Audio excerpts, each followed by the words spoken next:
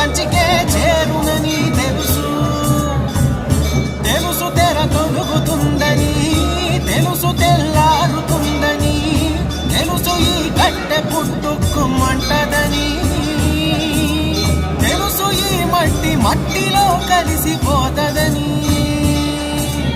ఇన్ని తెలిసి ఇరకాటంలో పడిపోతావు ఎందుకని? మాయా